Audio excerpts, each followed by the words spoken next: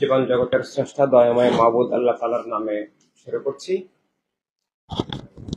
সত্য এবং মানবতার মুক্তির উৎস আল্লাহ রাসূল আল্লাহর আলো প্রাণদিক নবী সাল্লাল্লাহু আলাইহি ওয়াসাল্লামের প্রতি সালাত সালামের সাথে সত্য মানবতার জন্য সর্বোচ্চ ত্যাগ স্বীকারকারী মহান আহলে বায়ত খোলাফা রাশিদিন সাহাবায়ে কেরাম এবং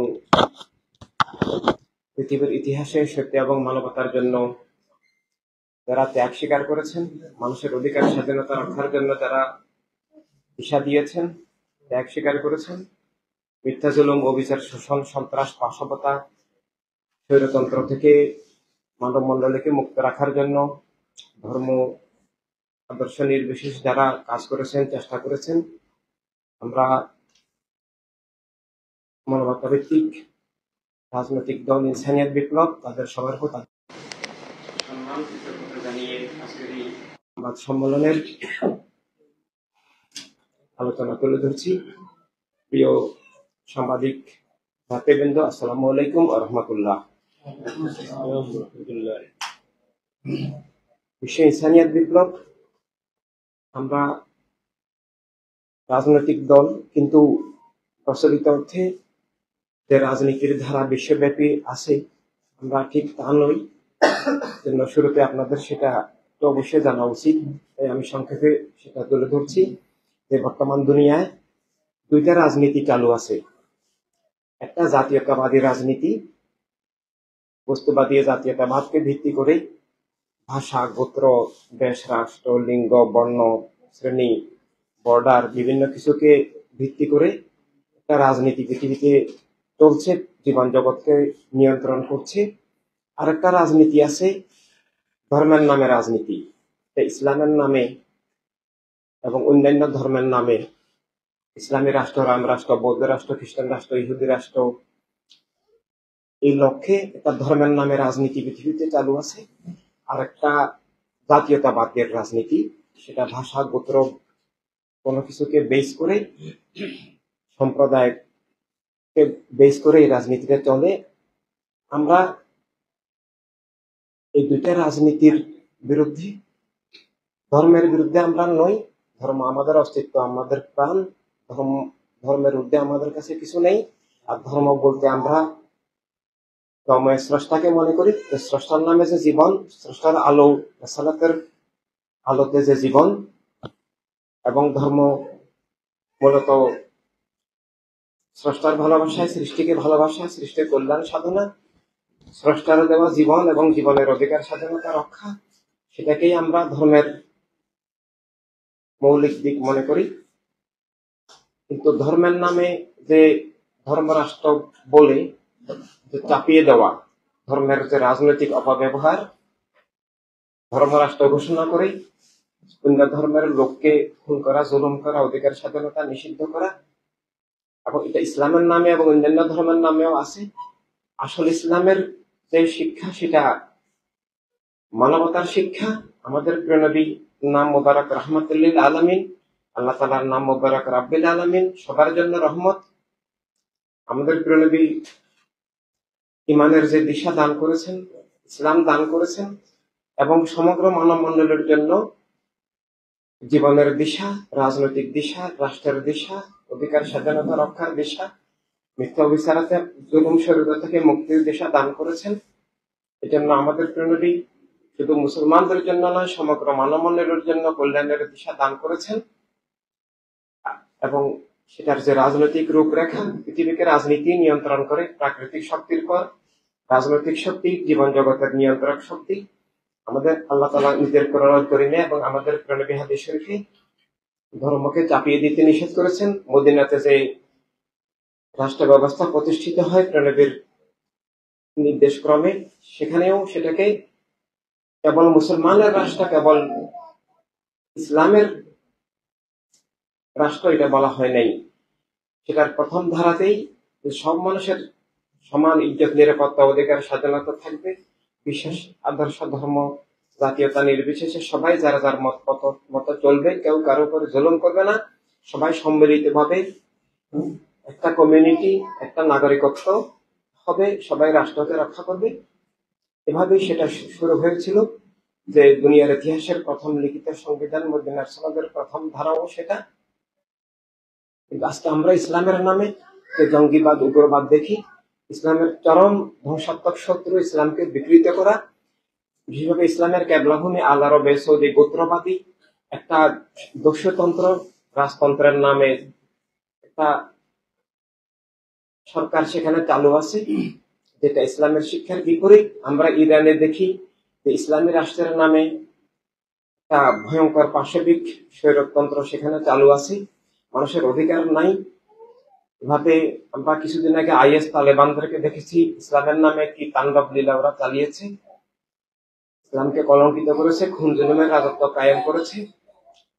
এভাবে আজকের আফগানিস্তানে আমরা তালেবান পুরো ইসলামী রাষ্ট্রের নামে এসব করছে। এখানে সবচেয়ে বেশি যে ভিকটিম, সেটা হচ্ছে ইসলাম নিজেই।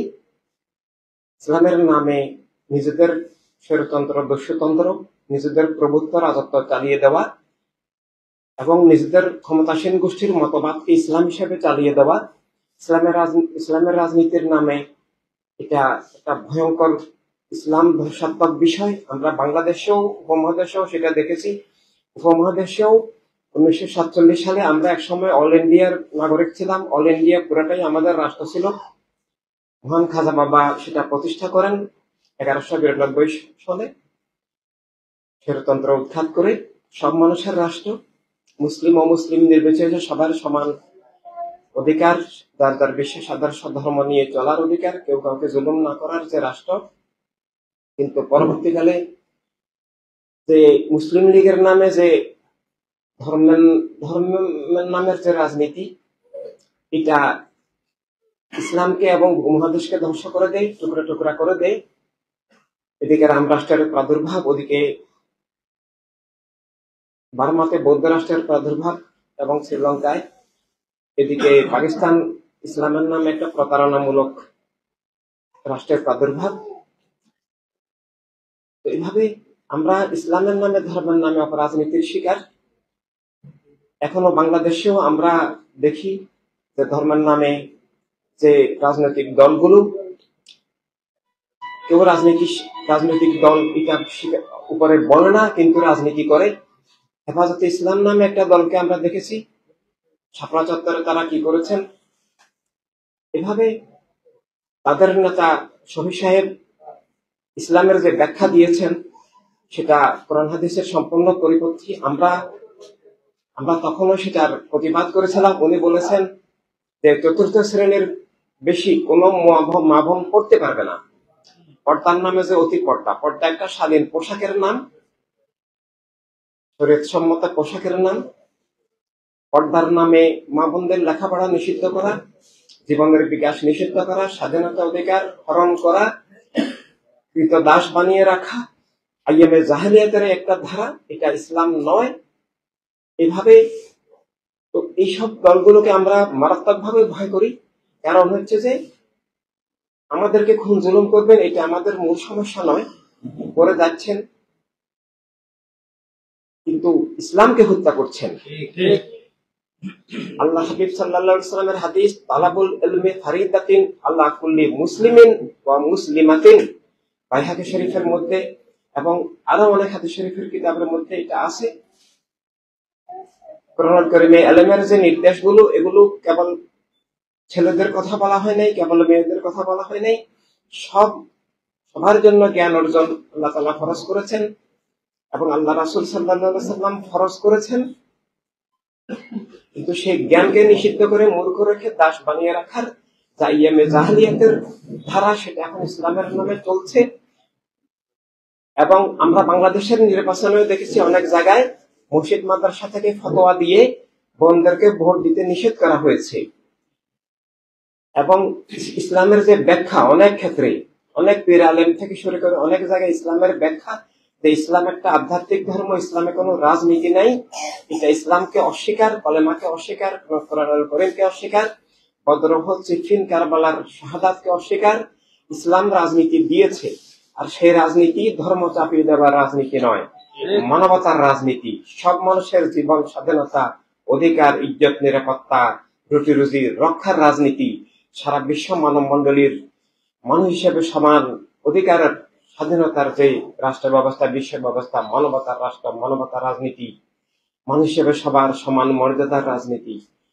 আল্লাহ তাআলা নিজেই বলেছেন, লা ইকরাহা ফিদ্দীন, ইসলাম চাপিয়ে দেওয়ার ধর্ম নয়, ক্ষমতার বলে বন্দুকের নলের মুখে আইন করে সবাইকে চাপিয়ে দেওয়া ইসলাম। আর ইসলাম বলতে আপনি কি বুঝেন? ক্ষমতাসীন গোষ্ঠী কিছু একটা মনে করলেই সেটা ইসলাম হবে, এটা ইসলাম হতে পারে না। ইসলাম জ্ঞানের মাধ্যমে, হৃদয়ের স্বাধীন উপলব্ধির মাধ্যমে, চাপ মুক্ত ভাবে, কোরআন হাদিসের দলিলের মাধ্যমে, আল্লাহ হাবিব সাল্লাল্লাহু আলাইহি ওয়াসাল্লামের আদর্শ এবং আহলে রাসূল খুলাফা রাশিদিন ইমামগণ ওলিগণের আদর্শের মাধ্যমে ইসলাম চলবে।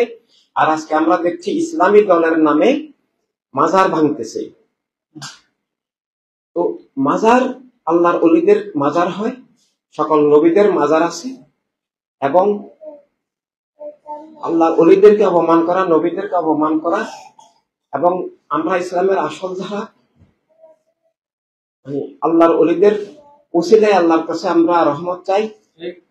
আমরা তাদের আদর্শ দিশা অনুসরণ হচ্ছে মাজার মানে ওলিদেরকে স্মরণ করা, ওলিদের দিশাকে স্মরণ করা, ওদের আদর্শকে বাঁচিয়ে রাখার কেন্দ্র হচ্ছে মাজার শরীফ। এখন কেউ যদি মনে করেন মাজারে কোনো অন্যায় হয়, অন্যায় তো খানায় কাবাতেও হয়েছে, কাবা শরীফেও মূর্তি ছিল, কাবা শরীফে প্রতিমা পূজা করা হতো, তো কাবা শরীফ ভেঙে ফেলা তো এটার সমাধান নয়। এভাবে একটা সরকারও অন্যায় করতে পারে, তার অর্থ রাষ্ট্রকে ভেঙে ফেলবো তা নয়, রাষ্ট্র আর সরকার এক জিনিস নয়। মাথা ব্যথা হলে মাথা কেটে ফেলাটা সমাধান নয়, সমাধান তো আছে। মাজারের নামে অন্যায় করতে পারে, রাজনীতির নামে অন্যায় আছে, স্বাধীনতার নামে অন্যায় আছে, রাষ্ট্রের নামে অন্যায় আছে, এভাবে ইসলামের নামে ভুয়া ধর্ম আছে। এভাবে আমরা মানুষের সামনে ভুয়া ম্যাজিস্ট্রেট, ভুয়া পুলিশ, ভুয়া আর্মি দেখি, তাই বলে সেটা তো ব্যক্তির দোষ। কিন্তু মাজারকে আঘাত করা, ইসলামকে আঘাত করা, এটা একটা মতবাদ। তারা ওসিলা মানেন না, তারা নিজেদের মন গড়া ইসলাম চাপিয়ে দেন।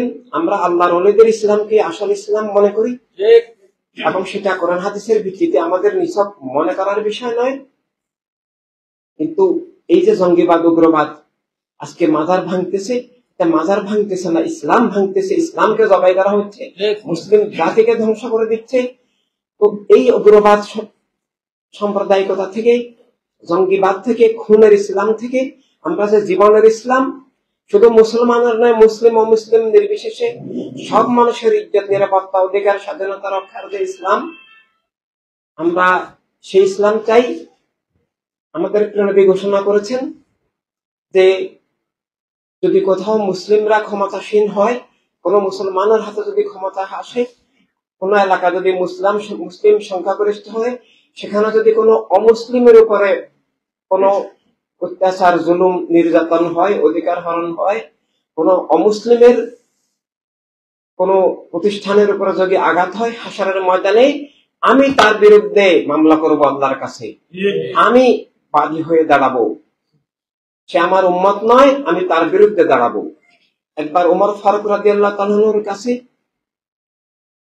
একটা অমুসলিম দল এসেছিলেন, যে তাদের অভিযোগ ছিল যে কোনো কেউ আমাদের মূর্তির নাক ভেঙেছে, আমরা সেটার বিচার চাই। এখন গোপনে ভেঙে চলে গেছে কেউ, যিনি ইসলাম বুঝেন নাই। উমর ফারুক রাদিয়াল্লাহু তাআলা আনহু বললেন, তোমরা কে করেছো সেটা আসো, স্বীকার করো, আর না হলে এই মামলার বিচার হলো যে আমি মুসলমানদের খলিফা, আমার নাক কেটে ফেলা হোক, এটাই আমার বিচার। আর কেউ যদি তোমরা সেই সাহস না করো, আমি সবার সামনে এখনই কসম করে বলতেছি যে আমি আমার নাক কেটে ফেলবো। এটা উনি যখন সত্যি, ওমর ফারুক রাদিয়াল্লাহু তাআলা তো অবশ্যই যা বলেন তাই করেন, যা ওয়াদা করেন তা রক্ষা করেন, যা শপথ করেন তা রক্ষা করেন। উনি শপথ করেছেন যে যদি তোমরা এখন সেটা যে অপরাধ করেছো না আসো, তাহলে স্বীকার না করো, আমি আমার নাক নিজ হস্তে এখন সবার সামনে কাটবো। তখন যিনি অপরাধটা করেছেন তিনি এসেছেন যে আমি আসলাম, আপনি আপনি আপনার নাক কাটবেন, আমি সেটা দোষ অপরাধ স্বীকার করছি, আমি সেটা বুঝতে পারি নাই, আমাকে যাই শাস্তি আমার প্রাপ্য তা আমাকে দেন। এই দৃশ্য দেখার পর উনি দোষ স্বীকার পর তারপর যারা অভিযোগ নিয়ে আসছেন তারা অভিভূত হয়ে গেছেন খলিফার এই ন্যায় বিচার দেখে, তারা অভিযোগ প্রত্যাহার করেছেন এবং উনার ক্ষমা প্রার্থনাকে তারা মেনে নিয়েছেন। এভাবে সবার অধিকার স্বাধীনতা রক্ষা করা হয়। আমরা আমাদের খাজা বাবার দরবারে দেখি মন করা যে ইসলাম চলছে, আমরা সেটা খুবই আতঙ্কগ্রস্ত, ইসলামের অপমৃত্যুর জন্য আতঙ্কগ্রস্ত, খুন জুলুম অধিকার হরণের জন্য আতঙ্কগ্রস্ত। ইসলামী রাষ্ট্রের নামে যেটা এখন চলে সেটা ইসলামকে জবাই করা হয়, ইসলামকে কুক্ষিগত করা হয়, ইসলামের নামে মন গড়া মতবাদ চাপিয়ে দেওয়া হয়। তার উদাহরণ পৃথিবীতে আইএস, তালেবান, সৌদি সরকার থেকে শুরু করে ইরানের মুলুকিয়ত। আমরা কিছুদিন আগে দেখলাম যে ইরানে একটা বোন, মানে ওদের ভাষায় ওদের পর্দায় চলে নাই, তাকে ধরে নিয়ে থানায় পিটিয়ে মেরে ফেলেছে। আপনারা সাংবাদিক বৃন্দ পৃথিবীর তথ্যগুলো অবশ্যই রাখেন। তারপর যখন সেটার প্রতিবাদ হলো, আরো অনেক মানুষকে মেরে ফেললো এবং 120 জনকে রাষ্ট্রীয়ভাবে মৃত্যুদণ্ড দেওয়া হয়েছে। অপরাধ কি? অপরাধ হচ্ছে খোদাদ্রোহিতা, মানে খোদাকে 120 জন লোকের অপরাধ ছিল হত্যাকাণ্ডের প্রতিবাদ করা। হত্যাকাণ্ডের প্রতিবাদ আল্লাহ তাআলা কোরআনে বাকি কি বলছেন? সূরা মায়েদার 32 নম্বর আয়াতে আল্লাহ তাআলা বলেছেন যে একজন মানুষকে হত্যা করা, একজন মুসলমান বলেন নাই, একজন মানুষকে হত্যা করা সমগ্র মানব মণ্ডলীকে হত্যা করা। কাতালান নাসা জামিয়া, জামিয়া সব সমগ্র মানব মণ্ডলীকে হত্যা করা। একজন মানুষকে বাঁচানো, আহিয়ান নাসা জামিয়া, যে সমগ্র মানব মণ্ডলীকে বাঁচানো। আল্লাহ তাআলা এইভাবে হত্যাকাণ্ডকে এত চরম গুরুতর অপরাধ হিসেবে তুলে ধরেছেন। আর আমরা হত্যার প্রতিবাদকেই মানে আল্লাহর বিরুদ্ধে অপরাধ। তার মানে এখানে আমরা একজন আল্লাহ দেখতে পাচ্ছি, এক গোষ্ঠী আল্লাহ দেখতে পাচ্ছি, সেটা হলো ইরানের সরকার, শিয়াবাদ, ইরানের খোমেনি সরকার। ওরাই আল্লাহ সেজে গেছে, আর ওদের খুনের বিরোধিতা করাকেই আল্লাহর বিরোধী হিসেবে চাপিয়ে দিয়ে হত্যাকাণ্ড, মৃত্যুদণ্ড দিয়েছে। এই নাকি আদালত? এই ইসলাম নয়। ইসলামকে আমরা ইসলামের বিরুদ্ধে সবচেয়ে বড় ষড়যন্ত্র মনে করি। ইসলামের বিরুদ্ধে অন্যান্য ধর্মের বিভিন্ন শত্রুতা বিদ্বেষ ষড়যন্ত্র আছে, আমরা গাজায় দেখতেছি, সারা পৃথিবীর আরো অনেক জায়গায় দেখতেছি। কিন্তু ইসলামের বিরুদ্ধে যে চরম শত্রুতা সেটা হচ্ছে ইসলামের নামে রাষ্ট্র করে মতবাদ চাপিয়ে দেওয়া। হ্যাঁ, ইসলামের বিভিন্ন ব্যাখ্যা কেউ করতে পারে, সেটা তার ব্যাপার। এখন আমার ব্যাখ্যা যদি তার কাছে সঠিক মনে না হয়, তিনি আমার ব্যাখ্যাকে জ্ঞানের মাধ্যমে দলিল প্রমাণ দিয়ে তিনি সেটা তুলে ধরবেন মানুষের কাছে, কিন্তু আমাকে তিনি খুন করতে পারেন না। ঠিক একই সাথে কে কি পোশাক পরবে সেটা যার যার ব্যাপার। তিনি উপদেশ দিতে পারেন, তিনি বাধ্য করতে পারেন না। এভাবে কেউ কারো জীবনের মালিক নয়। ইসলামের শুরুই হয় লা ইলাহা ইল্লাল্লাহ মুহাম্মদুর রাসূলুল্লাহ সাল্লাল্লাহু আলাইহি ওয়াসাল্লাম দিয়ে, যে জীবনের মালিক আল্লাহ। আমার মালিক কোনো সরকার নয়, আমার মালিক কোনো রাষ্ট্র নয়। আমাকে উপদেশ দিতে পারে আমার পিতা মাতা, শিক্ষক, স্বামী বা স্ত্রী, বা আমার আপনজন, বন্ধু বান্ধব আমাকে পরামর্শ উপদেশ দিতে পারেন, কিন্তু জীবনের মালিক একমাত্র আল্লাহ। আল্লাহর পক্ষ থেকে জীবনের অথরিটি মালিক আল্লাহর রেসালাত, রেসালাতের পক্ষ থেকে যার জীবনের সে মালিক। এই জন্য অনেক উদাহরণ আছে। এই যে বিবাহ হয়, এখন একটা বোন বা ভাই যদি নিজে ইজিন না দেন, সম্মতি না দেন, কবুল না বলেন, ওনার পিতা মাতা, ভাই বোন, সারা পৃথিবীর সমস্ত মানুষ কোনো ভাই বা কোনো বোনের পক্ষ থেকে যদি ইজিন দেন, কবুল বলেন, কবুল করতে কিয়ামত পর্যন্ত কবুল বলতে থাকেন, এটা হবে না। যার মালিকানা তার। এভাবে সব দিক থেকে। কিন্তু আমরা দেখি ইসলামের নামে স্বৈরদস্যুতন্ত্র, এই মানে ভয়ঙ্কর ফেরাউন, নমরুদ, এজিদ ধারা চলে। এটা মুয়াবিয়া এজিদের মাধ্যমে প্রথম শুরু হয়েছে। কারবালার ময়দানে ইসলামের ইমাম, ইসলামের প্রাণ, ইসলামের কেন্দ্র, আল্লাহ রাসূল ঘোষিত ইসলামের মূল আদর্শ পবিত্র আহলে বাইত ইমাম আকবর হাসান, ইমাম আকবর হুসাইন আলাইহিস সালাম, তারা আসল ইসলাম তুলে ধরেছেন। কারবালার ময়দানের যুদ্ধটাও ছিল মুসলিম নামধারী, ইসলামের নামধারী স্বৈরদস্যতন্ত্র মুলুকিয়তের বিরুদ্ধে, যে রাষ্ট্র সবার হবে, এক গোত্রের হবে না, এক সম্প্রদায়ের হবে না, কেউ কিছু চাপিয়ে দিবে না। জীবনের স্বাধীনতা ইসলামের প্রথম, ইমানের পর সবচেয়ে বড় মৌলিক দান, ইমানের অবিচ্ছেদ্য অংশ হিসাবে। আমরা আজকে বাংলাদেশেও আতঙ্কিত। আমরা দেখেছি এখানে ৭১ থেকে ইসলামের নামে হানাদার বাহিনীর দালালি, খুন জুলুমের সহযোগিতা, এভাবে অনেক ধরনের অবিচার বাংলাদেশে বিগত একটা প্রশাসনের নির্বাচনের মাধ্যমে একটা সরকার গণতন্ত্র হত্যা করে, নাগরিকত্ব হরণ করে চলে এসেছিল। আমরা শুরু থেকে সেটার প্রতিবাদ করেছিলাম। আমরা নির্বাচনের আগেও সরোয়ার্দী ময়দানে লক্ষ ভাই বোনকে নিয়ে, আপনারা সাংবাদিকরা জানেন, আমরা সভা করেছি। বিভাগীয় শহরগুলোতে আমরা বিশাল সমাবেশ করেছি, তারা কর্ণপাত করেননি। তারপর আমরা মামলা করেছিলাম হাইকোর্টে এবং সুপ্রিম কোর্টে, যে আমরা একটা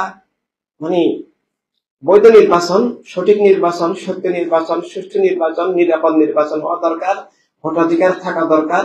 সেজন্য আমরা 2টা শর্ত দিয়েছিলাম।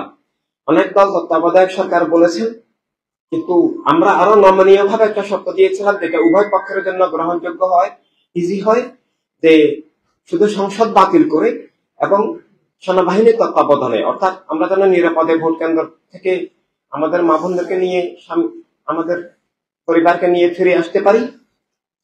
এলাকায় যদি ক্ষমতাসীন এমপির কর্তৃত্ব থাকে, পুলিশ প্রশাসন সমুদ্রের পক্ষে থাকেন, আমরা ভোট দিতে পারি না, সে পরিবেশ ছিল, আপনারা দেখেছেন। কিন্তু তারা সেটা কর্ণপাত করেননি, যার পরিণতি আওয়ামী লীগ নিজেই এখন ভোগ করতেছে। যদি ফেয়ার নির্বাচন হতো, পরাজয় হতো হয়তো, কিন্তু পতন হতো না। পরাজয় হওয়া, পতন হওয়া এক জিনিস নয়। আর ক্ষমতা ধরে রাখার জন্য এইভাবে ভয়ঙ্কর খুন জুলুম, নির্যাতন, জেল জুলুম চালাতে হতো না। গণতন্ত্র হত্যার অপবাদ নিয়ে তারা ক্ষমতা থেকে বিচ্যুত হয়েছেন। কারণ ইসলামের শিক্ষা, কলেমার শিক্ষা, কোরআন কারীম হাদিস শরীফের নির্দেশ, যে জগতের মালিক মৌলিকভাবে আল্লাহ রাসূল সাল্লাল্লাহু আলাইহি ওয়াসাল্লাম, আল্লাহ রাসূল সাল্লাল্লাহু আলাইহি ওয়াসাল্লামের পক্ষ থেকে জীবনের মালিক, রাষ্ট্রের মালিক, জগতের মালিক, সব মানুষ, মানুষকেই মালিকানা দেওয়া হয়েছে। সরকার মানুষের প্রতিনিধি, খেলাফত শব্দটার অর্থ প্রতিনিধিত্ব। রাষ্ট্রের মালিক মানুষ, সরকার জনগণের মনোনীত নির্বাচিত ম্যানেজার। জবাবদিহি থাকতে হবে, জবাবদিহিতামূলক সরকার হবে, গণতান্ত্রিক সরকার হবে, অ্যাকাউন্টেবিলিটি থাকবে। কিন্তু সেটা আমরা দুনিয়ার অধিকাংশ দেশেই দেখি না। বাংলাদেশেও সেটার মৃত্যু ঘটেছে। তারপর ছাত্র জনতার আন্দোলনের মাধ্যমে সেই সরকার উৎখাত হলো, পতন হলো। কিন্তু এখন একটা পরিবেশ এসেছে যে একটা নিরপেক্ষ নির্বাচন হবে, জনগণ তার মালিকানা, রাষ্ট্রের মালিকানা, তার নাগরিকত্ব ফিরে পাবে। কিন্তু আমরা বর্তমান যে অন্তর্বর্তী সরকারের শুরুতেই আমরা আতঙ্কগ্রস্ত হয়ে পড়েছি। আমাদের আশা প্রায় নিরাশায় পরিণত হচ্ছে। আমরা দেখতেছি সেখানে হেফাজত ইসলাম এবং চরমোনার একবারে কেন্দ্রীয় নেতা, কেন্দ্রীয় উপদেষ্টা, কেন্দ্রীয় সহকারী আমির, যেই নেতা বলেছেন ভোন্দা শুধু ৪র্থ শ্রেণী পড়বে, সেই নেতার ভক্ত, সেই নেতার অনুসারী, আমিরের নায়েবে আমির, তিনি এখন উপদেষ্টা পরিষদে আছেন। উপদেষ্টা পরিষদকে অবশ্যই দল নিরপেক্ষ হতে হবে। এখন দল নিরপেক্ষ না হলে নিরপেক্ষ নির্বাচন হবে না। যে দলের সদস্য সরকারে থাকবেন তিনি তার দলের পক্ষে পক্ষপাত করবেন, এটাই স্বাভাবিক। তার দল রাষ্ট্রীয় প্রশ্রয় পাবে, এটাই স্বাভাবিক। তাই আমরা যে বর্তমান উপদেষ্টা পরিষদের বা অন্তর্বর্তী সরকারের মাধ্যমে দেশে গণতন্ত্র, মানবাধিকার, নিরাপত্তা, আগামীতে ভোটাধিকার, নিরপেক্ষ নির্বাচন, জনগণের নির্বাচিত সরকার গঠিত হওয়ার, ফিরে আসার যে আশা করেছিলাম, সে আশা ইতিমধ্যেই আমরা আতঙ্ক বোধ করতেছি। আমরা এখনো আশা হারাচ্ছি না। তাদেরকে আমরা সংশোধনের দাবি, যে দলীয় ব্যক্তি, কোন ব্যক্তির বিরুদ্ধে আমাদের বিদ্বেষ নাই, কোন দলের বিরুদ্ধে আমাদের বিদ্বেষ নাই। আজকে যারা মাজার ভাঙছেন তাদের প্রতি আমাদের আবেদন এটাই, যে আপনার ইসলাম নিয়ে আপনি থাকেন, আমার ইসলাম নিয়ে আমাকে চলতে দেন। দুনিয়ার সব ধর্মের নামে যারা আছেন তাদের প্রতিও আমাদের আবেদন যে আপনার ধর্ম নিয়ে আপনি থাকেন, আমার ধর্ম নিয়ে আমি থাকবো। আপনি মন্দিরে যাবেন, গির্জায় যাবেন, পেগোডায় যাবেন, সিনাগগে যাবেন, আপনি আমার মসজিদ মাজার কেন ভাঙবেন? আপনার জীবন নিয়ে আপনি, আমার জীবন নিয়ে আপনি। রাষ্ট্রের নাগরিক হিসাবে আপনার যে অধিকার, আমারও সেই অধিকার। আর এইটাকেই আমরা মানবতার রাষ্ট্র, মানবতার রাজনীতি বলি। যে মানবতার রাজনীতি বলতে আমরা বলি যে রাজনীতিটা এক ধর্মের, এক জাতির, এক গোত্রের, এক ভাষাভাষীর, এক সম্প্রদায়ের, এক শ্রেণীর প্রতিনিধিত্ব করবে না। মানবতার রাজনীতি মানে আমাদের কাছে সব মানুষের প্রতিনিধিত্বশীল। আমাদের প্রিয় নবী রাহমাতুল্লিল আলামিন সাল্লাল্লাহু আলাইহি ওয়াসাল্লামের দেওয়া যে রাজনীতিটা, যে রাজনৈতিক দলটা নীতিগতভাবে সব মানুষের প্রতিনিধিত্বশীল হবে, সব মানুষের ভালোবাসা ভিত্তিক হবে, সব মানুষের মানবিক স্বার্থের রক্ষক হবে, সব মানুষের কল্যাণে কাজ করবে, সব মানুষ তার বিশ্বাস আদর্শ না ভেঙ্গেই সেখানে শরীক হতে পারবেন। যে রাজনীতিটা সব মানুষের আত্মমালিকানা, রাষ্ট্রের মালিকানা, দুনিয়ার সম্মিলিত মালিকানার ভিত্তিতে মানবতার রাষ্ট্র প্রতিষ্ঠার জন্য সবার পক্ষ থেকে কাজ করবে। এই পক্ষ থেকে কাজ করার প্রতিনিধিত্ব, সেটা আমরা চ্যালেঞ্জ দিয়ে বলতে পারি।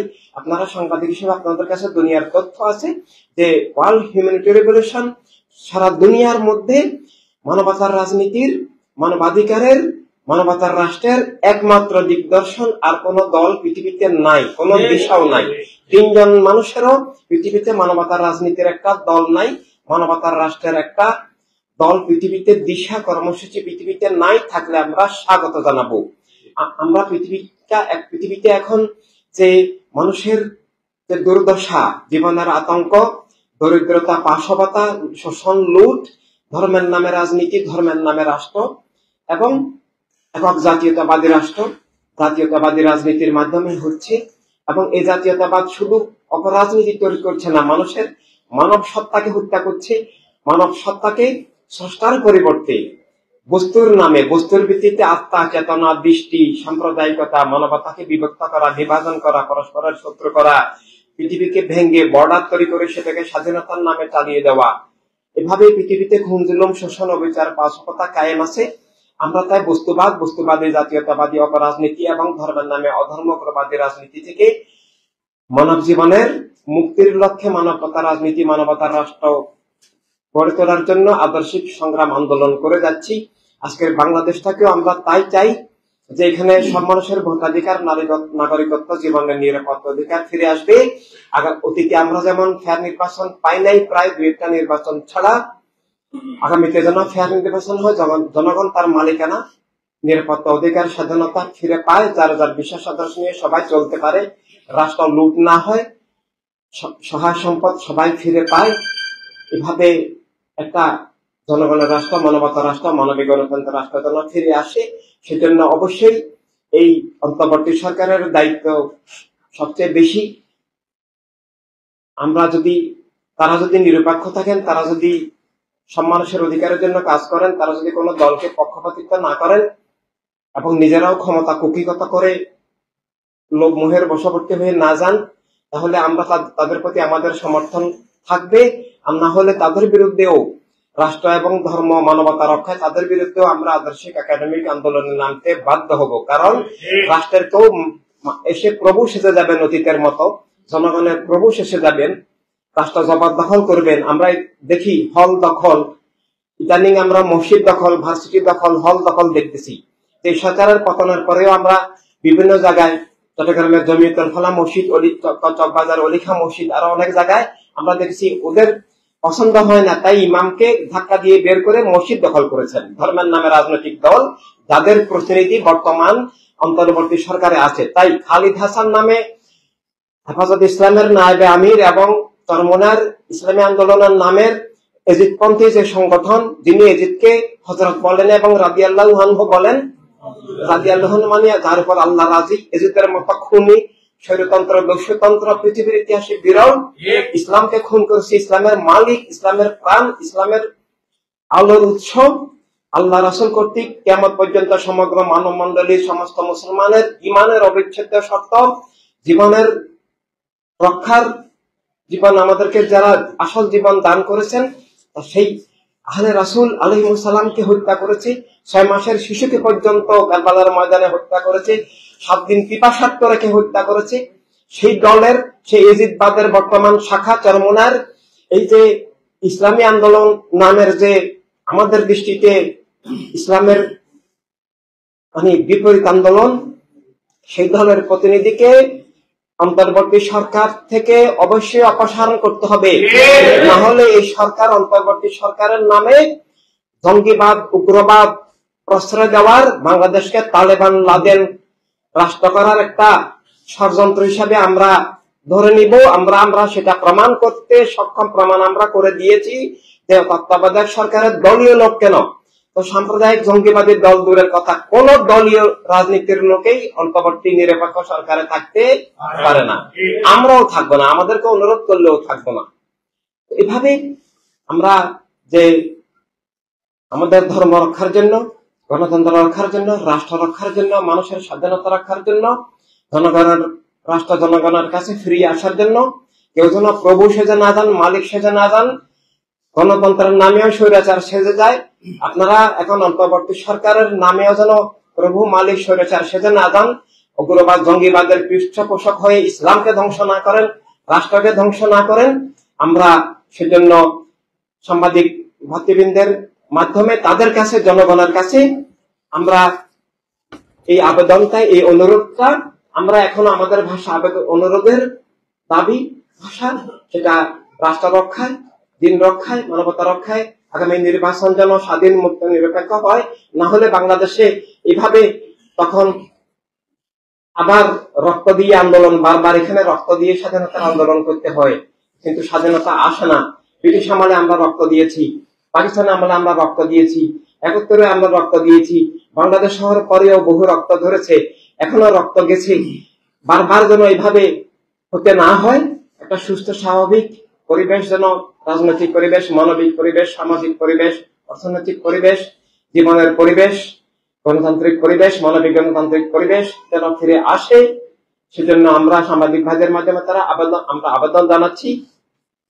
আপনাদের যদি সময় থাকে আমি এটা পড়তে পারি, আর না হলে এটা তো সবার হাতে হাতে আছে, আমি কি পড়বো? ঠিক আছে, ধন্যবাদ সবাইকে। আসসালামু আলাইকুম ওয়া রাহমাতুল্লাহি ওয়া বারাকাতুহু।